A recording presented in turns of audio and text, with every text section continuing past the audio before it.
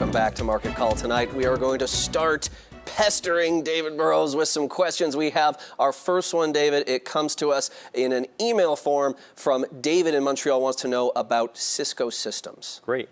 So David, I'm very thematically focused. So we're trying to find themes where there's something changing for the better, where investors can make some return, they can get a multiple expansion in the stocks they own.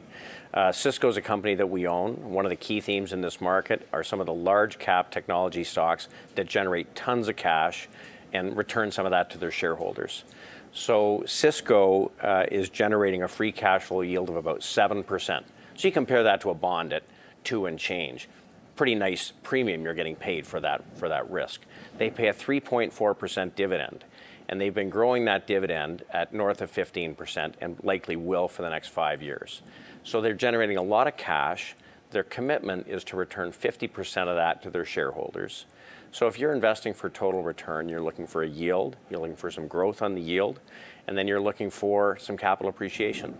So they are the supplier of the gear that is connecting all of this cloud infrastructure together from a communication standpoint. That's not slowing down anytime soon. Right, I hear that internet is really catching on. It turns out it's a kind of a big deal.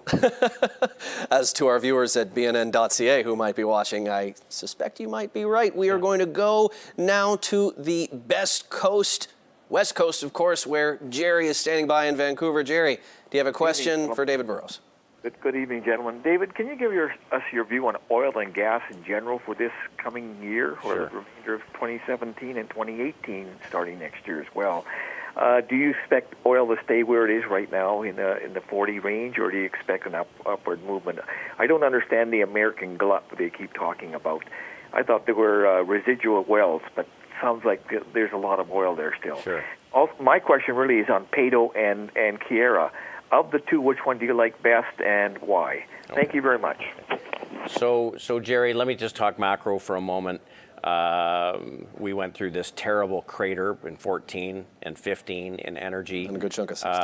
And when you look at those in retrospect, the history is whether it was the tech boom that ended in 2000 and then cratered, whether it was the bank cratering in 8 and 9, whether it was the two busts for energy in the 80s and the 90s. In all four of those cases, after a 66-ish% decline, you had a retracement or a bounce that went on not short term, like 12 or 14 months, and ultimately recouped some of what was given up. And then ultimately, those industries had to go through restructuring because they were oversupplied. And this is the same probably for this case. We got quite bullish on energy in January and February of last year as breadth in those sectors started to improve. We spent the year saying we're not sure whether this is a trade or whether it's something longer term.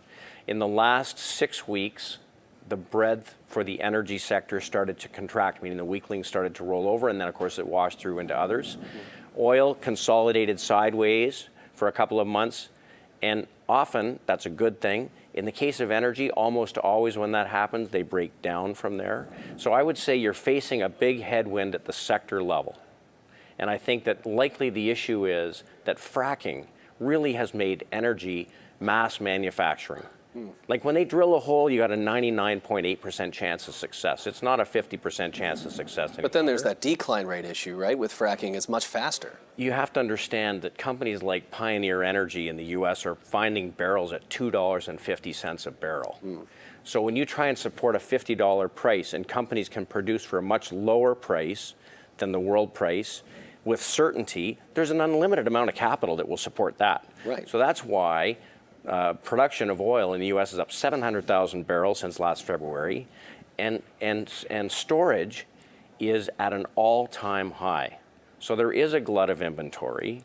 There's lots of new production coming on. So there will be some winners and some losers. So you want to know if you're going to be in energy, which I think is a tough space right now, you better be in a low-cost producer that will be able to take share. I'm concerned about our Canadian oil patch. If I had to own energy, I'd prefer to own infrastructure. What is it about the Canadian energy patch that concerns you? Well, because the Canadian oil patch is more expensive than what's happening down south. Right. And so that makes it difficult.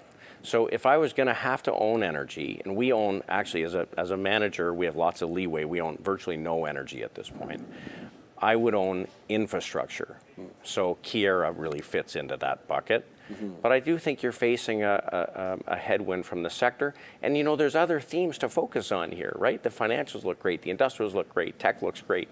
So I think you really want to pick your spots in this market, and I don't think energy really is the one to focus on. Just to further Jerry's point about the glut in the United States, because it sounded like you were getting at the point that, you know, we're seeing production increase. We'd have to see a huge price crash in order for production to curtail at this point, right. Especially now that they've sort of learned the lessons of the last crash that we're just recovering from.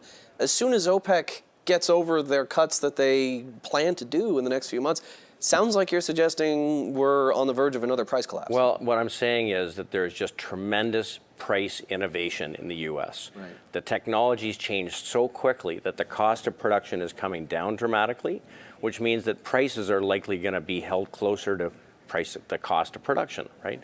And so there's but not $2.50 a barrel. No, because those are their cheapest barrels. Right. You know, I'm making a point that there are some very low-cost producers, and they're going to keep drilling as fast as they can because they can produce it below the world price. So I think it's hard to imagine there's going to be a squeeze between demand and supply anytime soon.